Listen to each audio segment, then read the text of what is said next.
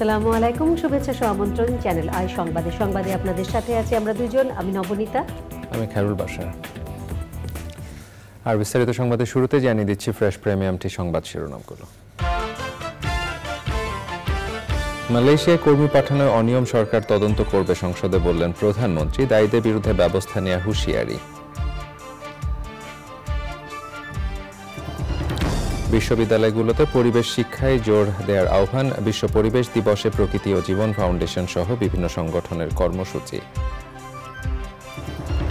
যুক্তরাষ্ট্রের ডালাসে বাংলাদেশ দলের অনুশীলন, ইনজুরি কাটিয়ে প্রথম ম্যাচ দিয়ে ফিরতে প্রস্তুত তাসকিন আহমেদ।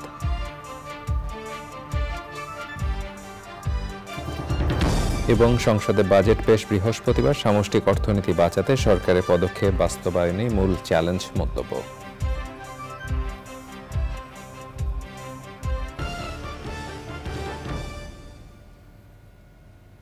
প্রিয় দর্শক, এতক্ষণ সংবাদ শিরোনামগুলো জানাচ্ছিলাম। এখনকার সংবাদ আয়োজন একই সঙ্গে চ্যানেলের ইউটিউব চ্যানেল এবং চ্যানেলের ওটিটি প্ল্যাটফর্ম আইস্ক্রিনে লাইভ স্ট্রিমিং হচ্ছে। এবারে নিয়ে যাচ্ছে বিস্তারিত আয়োজনে। দ্বাদশ জাতীয় সংসদের বাজেট অধিবেশন শুরু হয়েছে। সংসদে প্রশ্নোত্তর পর্বে প্রধানমন্ত্রী শেখ হাসিনা বলেছেন, মালয়েশিয়ায় বিশেষ ফ্লাইট দিয়ে কর্মীদের পাঠানো হয়েছে, তারপরও অনেকেই কেন যেতে পারেনি তা অনুসন্ধান করা হচ্ছে। এজন্য কেউ দায়ী হলে বিচার করার কথাও বলেন প্রধানমন্ত্রী শেখ হাসিনা। ওবায়দুর রশিদের রিপোর্ট। দ্বাদশ জাতীয় সংসদের প্রথম বাজেট অধিবেশন শুরুতেই স্পিকার এবং ডেপুটি স্পিকারের অনুপস্থিতিতে সংসদ পরিচালনার জন্য সভাপতিমণ্ডলী মনোনীত করা হয়। গৃহীত হয় শোক প্রস্তাব। এরপর প্রধানমন্ত্রীর জন্য নির্ধারিত প্রশ্নোত্তর পর্ব। বিরোধী দলীয় চিফ হুইপের প্রশ্ন ছিল মালয়েশিয়ায় অনেক কর্মীর না যেতে পারা প্রসঙ্গে। স্পেশাল ফ্লাইট দিয়ে অন্যান্য ফ্লাইটের সঙ্গে সংযুক্ত করে কিন্তু সবাইকে পাঠানো হয়েছে, কিন্তু অনেকে বাদ পড়ে গেছে। এই বাদ পড়ার কারণটা কি সেটা অনুসন্ধান করা হচ্ছে। যখনই আমরা আলোচনা করে ঠিক করি কত লোক যাবে কি যাবে, ঠিক তখনই দেখা যায় যে আমাদের দেশের এক শ্রেণীর লোক তারা ওই ম্যান পাওয়ারে ব্যবসা করে এবং তারা তড়িঘড়ি করে লোক পাঠানোর চেষ্টা করে। আবার এদের সাথে ওই মালয়েশিয়ারও কিছু সংযুক্ত আছে, যার ফলে জটিলতার সৃষ্টি হয়। এবারে কি সমস্যাটা হয়েছে, অবশ্যই এটা আমরা খতিয়ে দেখছি এবং এর জন্য যদি কেউ দায়ী থাকে অবশ্যই তার বিচার করা হবে। আরেক প্রশ্নের উত্তরে প্রধানমন্ত্রী বলেন, দেশের যে বিভাগগুলোতে মেডিকেল বিশ্ববিদ্যালয় নেই সেখানে পর্যায়ক্রমে তা করা হবে। আমরা কাজ করব সুষম উন্নয়ন, প্রতিটি এলাকা যথাযথ উন্নত করবার মানসিকতা নিয়ে, যে সে দলমত নির্বিশেষে যেই হোক সে সেই সেবাটার জন্য পায়, সেটাই আমাদের লক্ষ্য। আর সেভাবেই কিন্তু আমরা করে যাচ্ছি। এই যে আমি ঘর দিচ্ছি, আমি কি বেছে দিচ্ছি যে কে আওয়ামী লীগ করে তাকে দেবো, আওয়ামী লীগ না করে দেবো তা তো নয়। ওই এলাকায় যত ভূমিহীন গৃহহীন আছে, সে আমাকে ভোট দিক না দিক সেটা বড় কথা না, বড় কথা সে দেশের নাগরিক। কাজে সে যদি ভূমিহীন হয়, গৃহহীন হয়, সে বিনা পয়সা ঘর পাবে, আমরা দিয়ে দিচ্ছি। দেশের উন্নয়ন অগ্রযাত্রা অব্যাহত রাখতে প্রকল্প গ্রহণ এবং বাস্তবায়নে দীর্ঘসূত্রিতা পরিহারের কথা বলেন সংসদ নেতা প্রধানমন্ত্রী শেখ হাসিনা। Obaidul Rashid, channel I, Dhaka. দেশব্যাপী সচেতনতা বৃদ্ধিতে বিশ্ব পরিবেশ দিবসে রাজধানী সহ দেশের বিভিন্ন জেলায় কর্মসূচি করেছে প্রকৃতি ও জীবন ফাউন্ডেশন সহ পরিবেশের উন্নয়নে কাজ করা সংগঠনগুলো। আয়োজনে অংশ নিয়ে জাতীয় অর্থনৈতিক ও সামাজিক লক্ষ্য অর্জনে পরিবেশ বান্ধব উন্নয়নের বিকল্প নেই বলেছেন বিশিষ্টজনেরা। তারা বলছেন, পরিবেশ রক্ষার আন্দোলনে তরুণদের সম্পৃক্ত করতেই হবে। আলিম আল রাজির রিপোর্ট।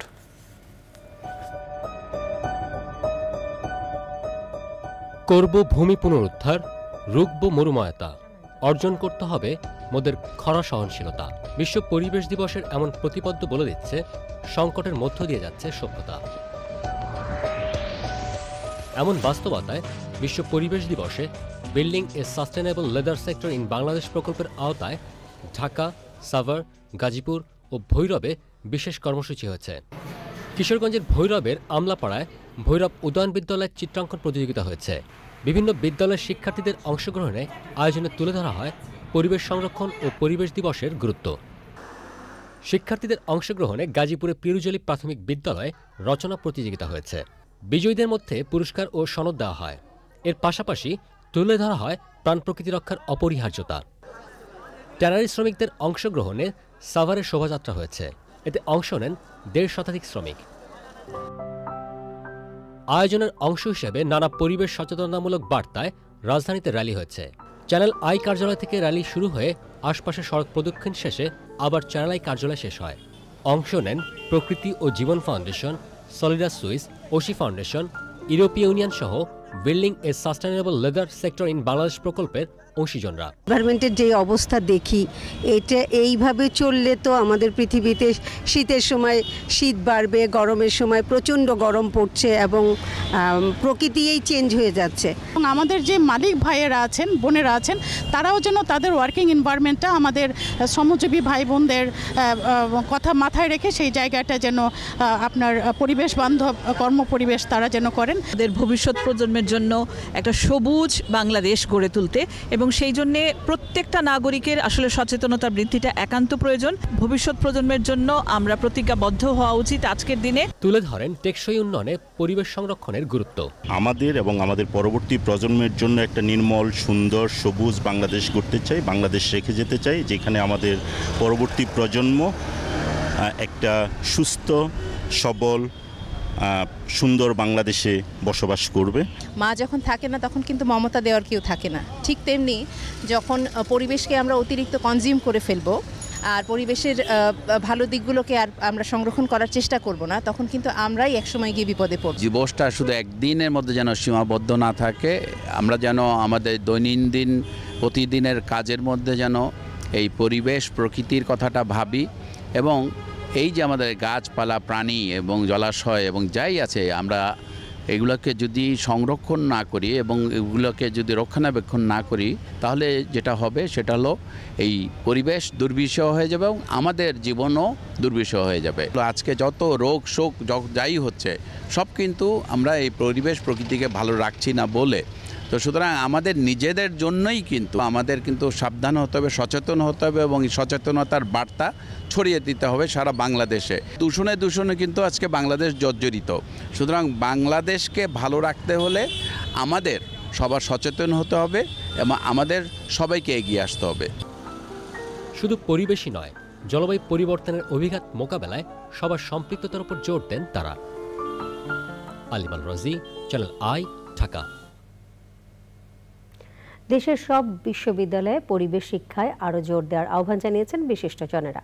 পরিবেশ দিবস উপলক্ষে ব্র্যাক বিশ্ববিদ্যালয়ে সবুজ আগামী গড়তে তরুণদের সম্পৃক্ততা বিষয়ক 2 দিনের জাতীয় সিম্পোজিয়ামের উদ্বোধনীতে তারা বলেন, জলবায়ু পরিবর্তনের কারণে সবচেয়ে বেশি চ্যালেঞ্জের মুখোমুখি বাংলাদেশ।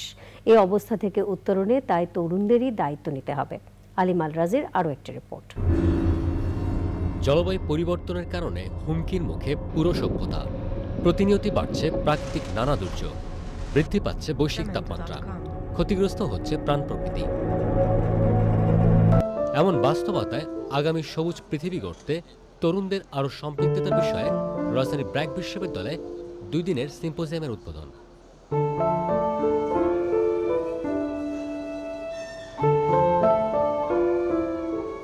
আলোচনায় অংশ নিয়ে বিশিষ্টজনেরা বলেছেন, জলবায়ু পরিবর্তনে যে ক্ষতি হচ্ছে, তরুণদের অংশগ্রহণে তা কমিয়ে আনা সম্ভব। জলবায়ু পরিবর্তনের প্রভাব মোকাবেলায় তরুণদের আরও জোরালো ভূমিকা রাখার আহ্বান জানান তারা। The environment itself is a sensitive ecosystem, and a greener future will require several ecosystems, including members like individuals, communities, businesses, governments, even universities. পরিবেশের ভারসাম্য রক্ষায় বেশি বেশি বৃক্ষরোপণে গুরুত্বারোপ করেছেন অতিথিরা। এই পৃথিবীতে যারা ক্ষমতাধর, যারা সিদ্ধান্তগুলি নেন, সিদ্ধান্তগুলি প্রয়োগ করেন, তারাই এই পৃথিবীটাকে ধ্বংসের দিকে নিয়ে যাওয়ার জন্যে যথেষ্ট ভূমিকা পালন করছেন এবং এর সঙ্গে যুক্ত হয়েছে মুনাফার লোভ।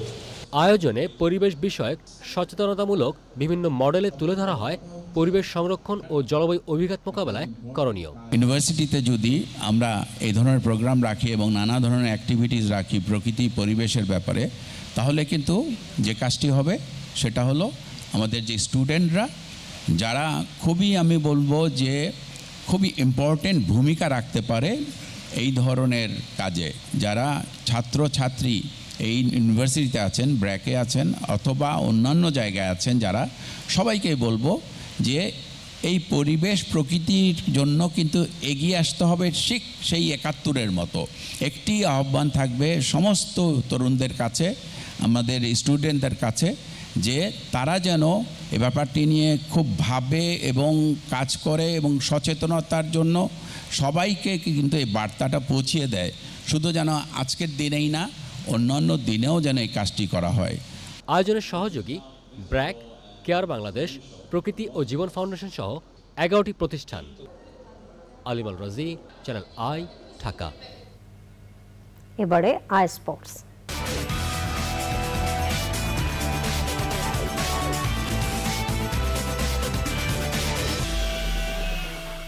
যাচ্ছি সংবাদের পরবর্তী অংশে। এবারে প্রাক বাজেট 2024-2025।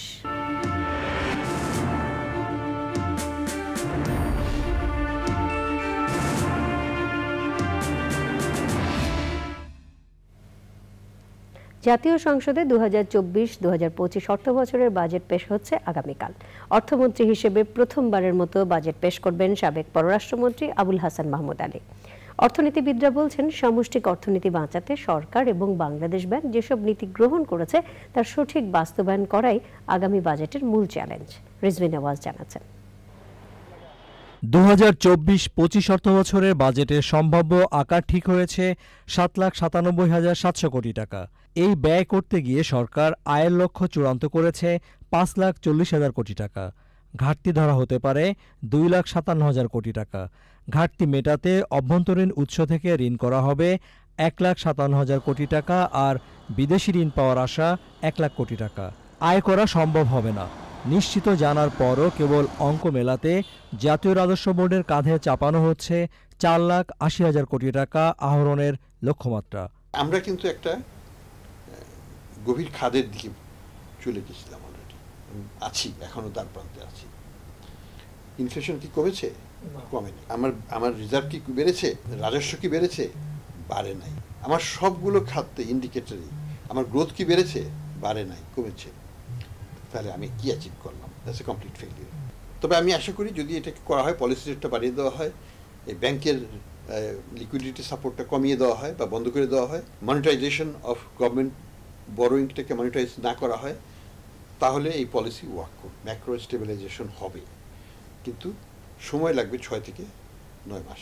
শ্যাম রাখি না কুল রাখি অবস্থা থেকে উত্তরণে নির্মোহ নেতৃত্ব এবং বিচক্ষণ সিদ্ধান্ত নেওয়ার পরামর্শ সরকারকে। খুব বড় ধরনের ধাক্কা দিতে হবে। আপনি একদিকে টাকার মূল্যমান পতন ঘটাবেন, সুদের হার বাড়াবেন এবং পুরো প্রবৃদ্ধিকে আপনি নিচু স্তরে নিয়ে এসে অর্থনীতিকে আপনি ঠান্ডা করবেন। হয় এটা করবেন, নহলে আপনার অন্য কোনো জায়গাতে, যেই সমস্ত জায়গাতে নীতি সংস্কারের ক্ষেত্রে আপনার ফাঁক রয়ে গেছে, সেগুলি আরো ঘনিষ্ঠভাবে, কঠিনভাবে মনোযোগ দিয়ে সেগুলিকে শুধরানো দরকার। আমদানিতে নিষেধাজ্ঞার ফলে বাংলাদেশ ব্যাংকের চলতি হিসাব ঠিক করা গেছে, কিন্তু কর্মসংস্থানে দীর্ঘমেয়াদী প্রভাব বাড়তে শুরু করেছে। যে নতুন নিয়োগটা আর দেওয়া হচ্ছে না, এক্সপানশনে যেতে পারছে না আর কি। মানে বর্তমান এক্সিস্টিং স্টেটটা ধরে রাখাটাই তাদের জন্য অনেক চ্যালেঞ্জের হয়ে যাচ্ছে আর কি। যে শিল্পাঞ্চলটি হতে যাচ্ছে মিরসরাই, সেখানে আমাদের 46টি গার্মেন্টস হবে। আমরা টাকা জমা দিয়েছি, কিন্তু এখন পর্যন্ত সেখানে প্রস্তুত হয়নি। বাংলাদেশ ব্যাংক যে সার্কুলারটা দিয়েছে যে শিল্পাঞ্চল বা অর্থনৈতিক অঞ্চল ছাড়া বিনিয়োগ করা যাবে না, এটা আমি মনে করি বিনিয়োগও হবে না এবং কর্মসংস্থান সৃষ্টি বাধাগ্রস্ত হবে। স্বায়ত্তশাসিত সংস্থার ব্যয়সহ এরই মধ্যে বার্ষিক উন্নয়ন কর্মসূচি এডিপির আকার চূড়ান্ত হয়েছে 2,78,288 কোটি টাকা। Rizvi Nawaz, channel I, Dhaka. এরই সাথে সংবাদে নিয়ে নিচ্ছি বিরতি। বিচ্ছিন্ন কিছু ঘটনা ছাড়া চতুর্থ দফার উপজেলা নির্বাচন সুষ্ঠু ও শান্তিপূর্ণ হয়েছে বলে মন্তব্য করেছেন আওয়ামী লীগের সাধারণ সম্পাদক ওবায়দুল কাদের। ধানমন্ডিতে দলীয় সভাপতি কার্যালয়ে সংবাদ সম্মেলনে তিনি বলেন, বেশ কিছু স্থানে সংঘাতের আশঙ্কা করা হলেও তেমন কিছুই ঘটেনি। ডক্টর ইউনূস প্রসঙ্গে তিনি বলেন, তাকে অপমান করা সরকারের উদ্দেশ্য নয়, দেশের আইন অনুযায়ী তার বিচার হবে। অপরাধ হলে সর্বোচ্চ ৩০০ কোটি টাকা জরিমানা, এমনকি সংশ্লিষ্ট প্রতিষ্ঠানের প্রধানকে জামিন অযোগ্য ধারায় গ্রেপ্তারও করা যাবে। টেলিযোগাযোগ আইনের পরিবর্তিত খসড়ায় এমন প্রস্তাব রাখা হয়েছে। এই আইন ব্যবসা বান্ধব নয় বলে মনে করছেন টেলিকমের খাতের ব্যবসায়ী প্রতিনিধিরা। টেলিকম ও টেকনোলজি রিপোর্টার্স নেটওয়ার্কের আলোচনায় যোগাযোগ প্রতিমন্ত্রী বলেন, সময় উপযোগী, উদার ও সবার কাছে গ্রহণযোগ্য একটি আইন তৈরি করা সরকারের লক্ষ্য। পান্থ রহমান জানিয়েছেন বিস্তারিত। নিরবিচ্ছিন্ন ও গ্রাহক বান্ধব টেলিযোগাযোগ নিশ্চিত করতে 2001 সালে করা হয়েছিল টেলিযোগাযোগ আইন।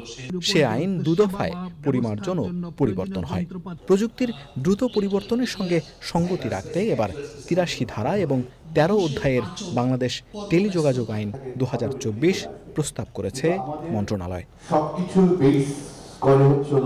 টেলিকম আইনের এই খসড়া নিয়ে অংশীজন পরামর্শক সভায় জানানো হয়, প্রস্তাবিত নতুন আইনে ওটিটি প্ল্যাটফর্ম, সামাজিক যোগাযোগ মাধ্যম এবং কৃত্রিম বুদ্ধিমত্তার বিষয়গুলো সংযুক্ত হচ্ছে।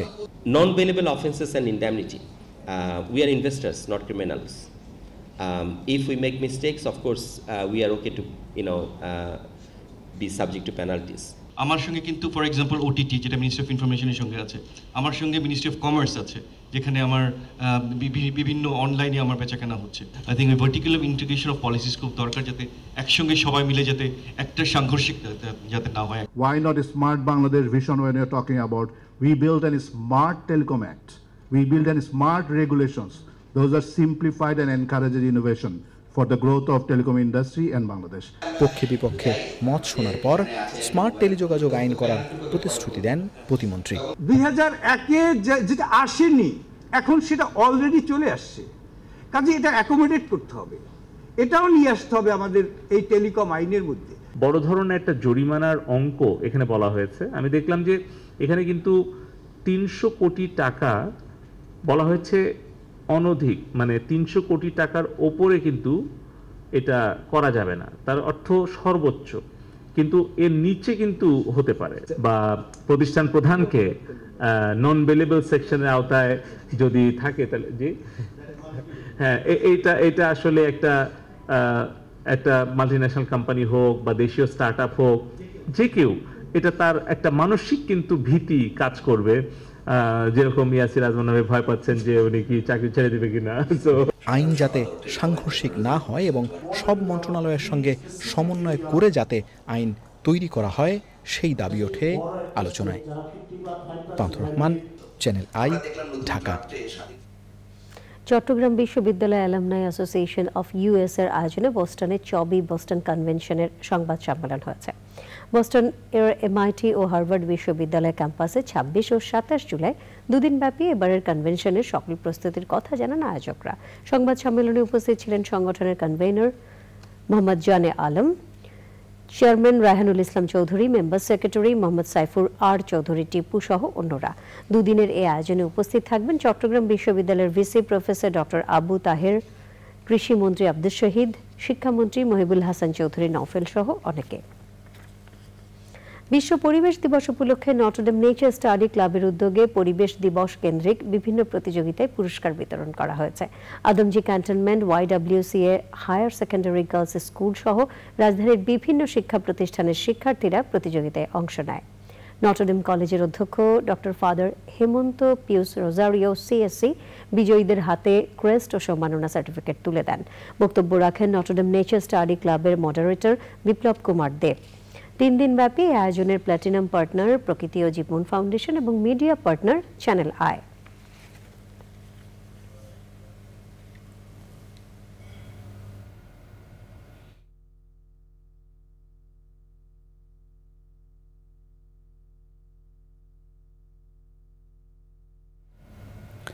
এবারে নিটোলটাটা আন্তর্জাতিক সংবাদ।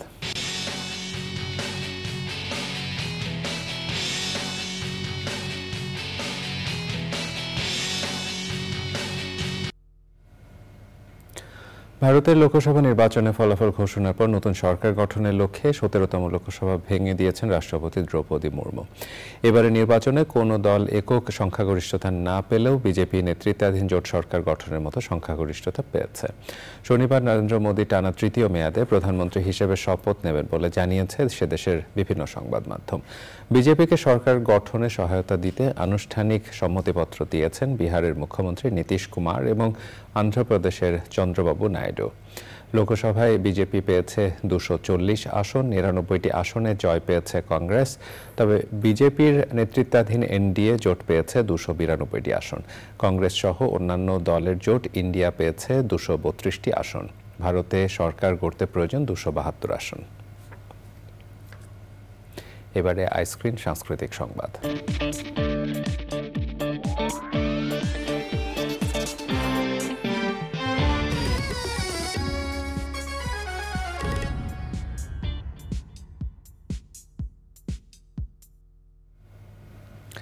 ছোট পর্দার জনপ্রিয় অভিনেতা ও সঙ্গীত শিল্পী তাহসান অস্ট্রেলিয়ার সিডনি মাতিয়েছেন। তাহসান লাইভ ইন সিডনি শীর্ষক তার একক কনসার্টে উপচে পড়া ভিড় ছিল শ্রোতা দর্শকদের। University of New South Wales এয়ার সায়েন্স থিয়েটারে তাহসান তার জনপ্রিয় গানগুলো গেয়ে শোনান।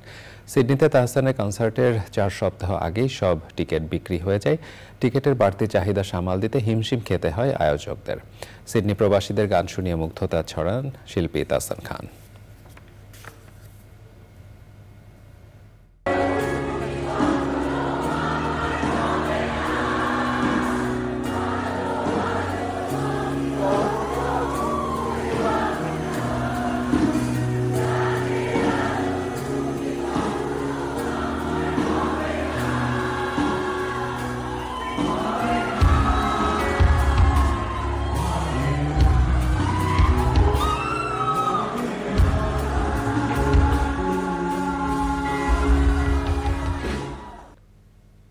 এবারে কৃষি সংবাদ।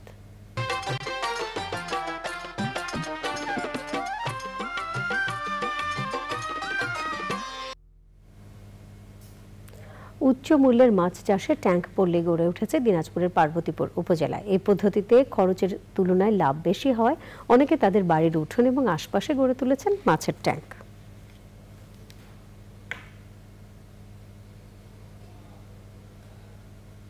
এখন দেখবেন প্রকৃতি সংবাদ।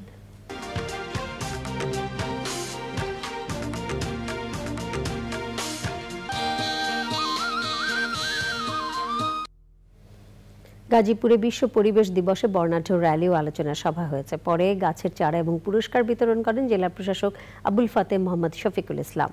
দিবসটি উপলক্ষে রংপুরে জেলা প্রশাসন ও পরিবেশ অধিদপ্তরের উদ্যোগে জনসচেতনতামূলক র্যালি এবং আলোচনা সভা হয়। জেলা প্রশাসক কার্যালয় প্রাঙ্গণে পরিবেশ মেলার স্টল পরিদর্শন শেষে শিক্ষার্থীদের মাঝে গাছের চারা বিতরণ করেন অতিথিরা। পরিবেশ দিবসে সচেতনতামূলক র্যালি বের করে পাবনা বিজ্ঞান ও প্রযুক্তি বিশ্ববিদ্যালয়ের শিক্ষক, শিক্ষার্থী, কর্মচারী, কর্মকর্তারা। দিবসটিতে নীলফামারী জেলা প্রশাসন ও পরিবেশ অধিদপ্তরের আয়োজনে র্যালি, আলোচনা সভা এবং পুরস্কার বিতরণও করা হয়েছে।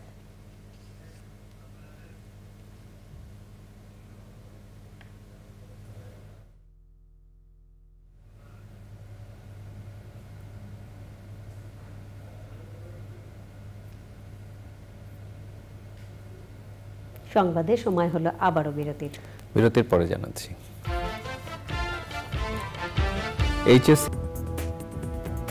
আপনারা দেখছেন চ্যানেলের সংবাদ। চলুন যাওয়া যাক এখনকার আয়োজনে।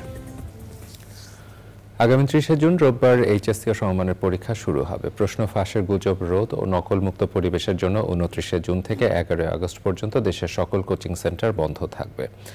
সচিবালয় সংবাদ সম্মেলনে শিক্ষামন্ত্রী মহিবুল হাসান চৌধুরী এ তথ্য জানান। এবার 9টি সাধারণ শিক্ষা বোর্ড, কারিগরি শিক্ষা বোর্ড ও মাদ্রাসা শিক্ষা বোর্ডের অধীনে 14,50,790 পরীক্ষার্থী পরীক্ষা দেবে। এসএসসি ও সমমানের পরীক্ষায় 2 বিষয়ে ফেল করলেও এইচএসসিতে ভর্তি হওয়া যাবে বলে জানান মন্ত্রী। সিলেটে যে বন্যা হচ্ছে তার কারণে এইচএসসি পরীক্ষা বন্ধ রাখার মতো পরিস্থিতি এখনো হয়নি বলে মন্তব্য করেন শিক্ষামন্ত্রী।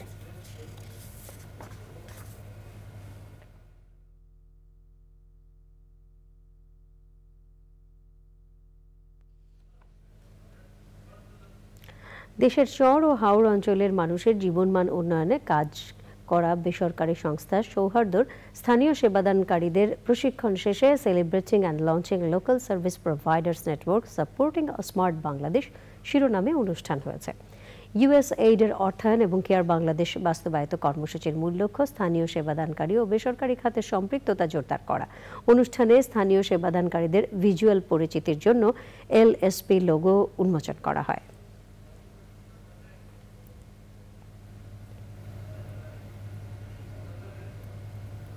সংবাদে আবারও নিয়ে নিচ্ছি বিরতির পরে জানাচ্ছি।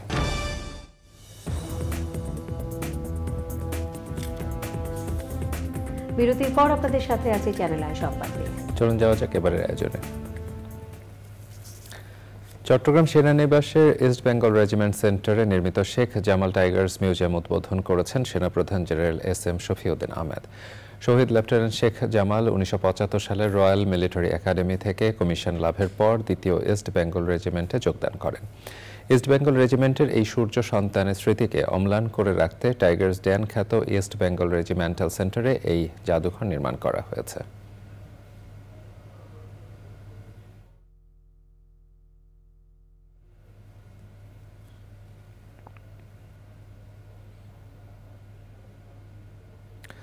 আদ্দিন উইমেন্স মেডিকেল কলেজের 16তম ব্যাচে শিক্ষার্থীদের নবীন বরণ হয়েছে। কলেজের ব্যারিস্টার রফিকুল হক অডিটোরিয়ামে শিক্ষার্থীদের ফুল দিয়ে বরণ করে নেওয়া হয়। আদ্দিন উইমেন্স মেডিকেল কলেজে গভর্নিং বডি চেয়ারম্যান অধ্যাপক ডাক্তার মোহাম্মদ আব্দুস সাবুরের সভাপতিত্বে অনুষ্ঠানে প্রধান অতিথি ছিলেন ঢাকা বিশ্ববিদ্যালয় মেডিসিন অনুষদের ডিন অধ্যাপক ডক্টর শারিয়া নবী। নবীন শিক্ষার্থীদের উদ্দেশ্যে দিক নির্দেশনামূলক বক্তব্য রাখেন অধ্যাপক ডাক্তার নাহিদা ইয়াসমিন, আদ্দিন ফাউন্ডেশনের নির্বাহী পরিচালক ডাক্তার শেখ মহিউদ্দিন ও কলেজের সাবেক অধ্যক্ষ অধ্যাপক ডাক্তার আফিকুর রহমান।